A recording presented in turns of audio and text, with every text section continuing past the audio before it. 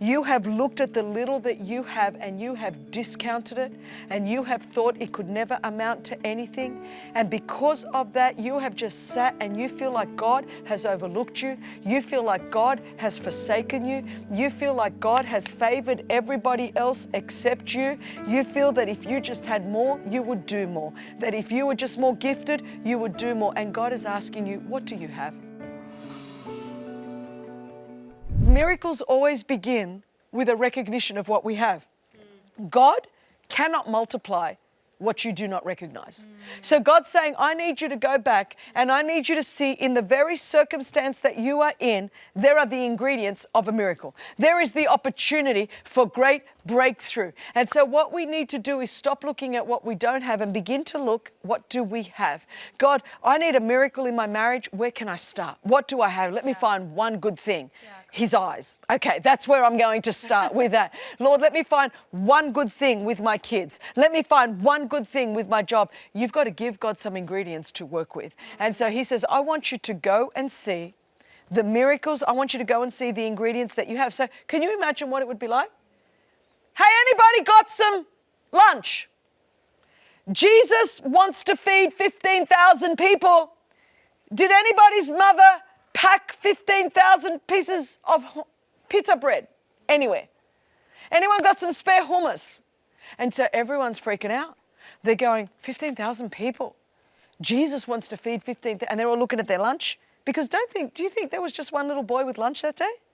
Let's be real. These are Jewish mothers. You don't think the Jewish mothers would have sent the kids off with some lunch? There would have been more than just one kid with lunch.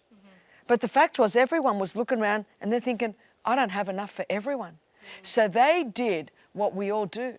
We think because we can't do everything, we end up doing nothing instead of the one thing that would activate something. Jesus never said, can you do it all? He said, what have you got? And isn't it interesting that the Bible says that there were 5,000 men counted that day?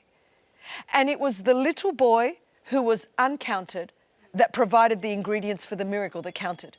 And the thing that I've discovered is God will always use the ones that are uncounted to provide the ingredients for the miracle that will count. God will use the ones that everybody else says you don't count. And you might be watching this today and you might feel like you are not smart enough. You are not talented enough. You are not gifted enough. You are not connected enough. You are not resourced enough. You are not educated enough. You just feel like you are not enough. Everyone else has counted you out. You went to the wrong school. You came from the wrong family. You've made too many mistakes. Everyone else has said you will never amount to anything. You don't count for anything. You don't rate in the way the world would measure you. I'm here to tell you that God always uses the ones that nobody else counts, the ones that everybody else discounts for His glory and for His purpose. I am the kid that was left in a hospital unnamed and unwanted. I am the kid that was sexually abused for 12 years. I'm the one that everyone else discounted, and God said I might just be able to use her for my glory. God specializes in taking the ones that nobody else counts. That little boy just said, here you go. I don't know what you could do with 5 loaves and 2 fishes. I remember that's how I went with A21. I said to God, well, I don't know anything about trafficking. It's not my degree. I don't know anything about how you stop mafia rings. I don't know how you prosecute people and traffickers and put them in jail. I don't know how we're going to rescue children and women. I don't have any contacts, but God, I've got a mouth. I've got a mouth, and I've got the ear of the church, and I've got the ear of people. So God, I guess I can begin to talk about. That's all I knew to do.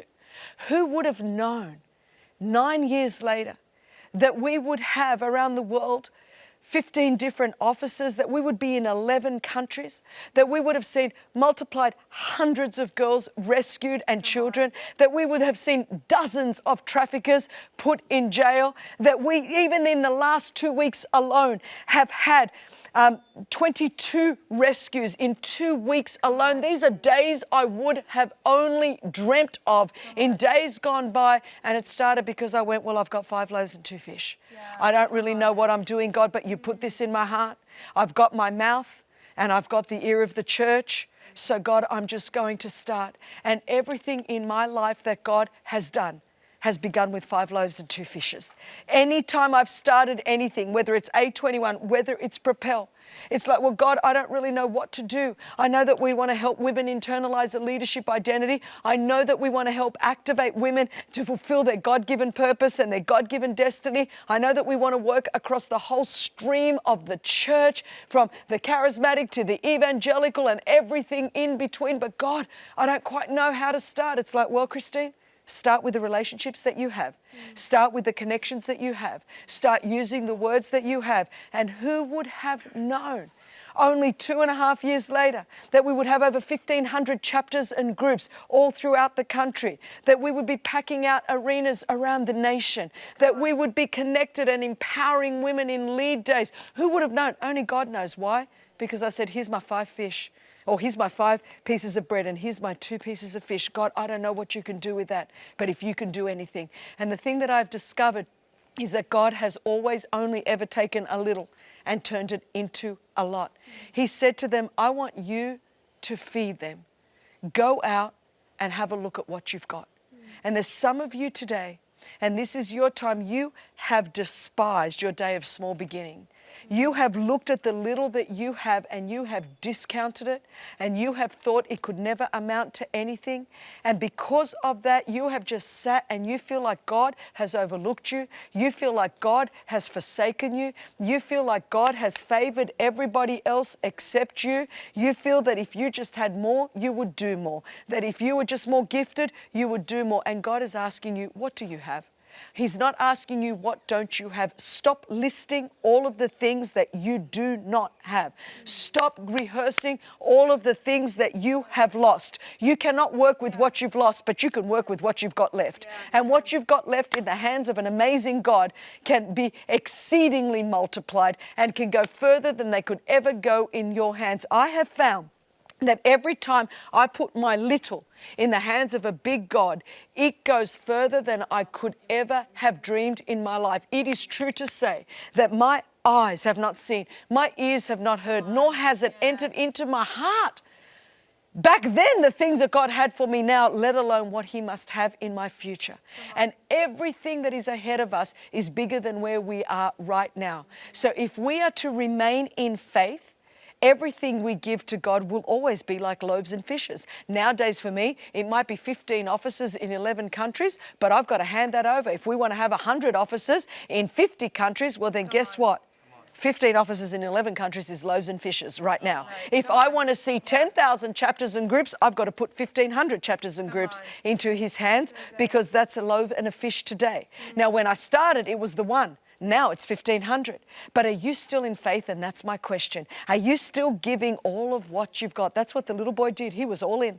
It was an all-in Christianity. It was, this is all I've got. And God said, awesome. I didn't ask for what you haven't got. I've just asked for all of what you do have. And what we have to do to remain in faith is continue to give God what we have, and to see God exceedingly multiply and go above and beyond anything we could have ever imagined. Your little in the hands of a big God can end up doing a lot on the earth today. At TBN, our mission is to use every available means to reach as many individuals and families as possible with the life-changing gospel of Jesus Christ. Thank you for helping make the gospel of grace go around the world. Without you, we couldn't do it. God bless you.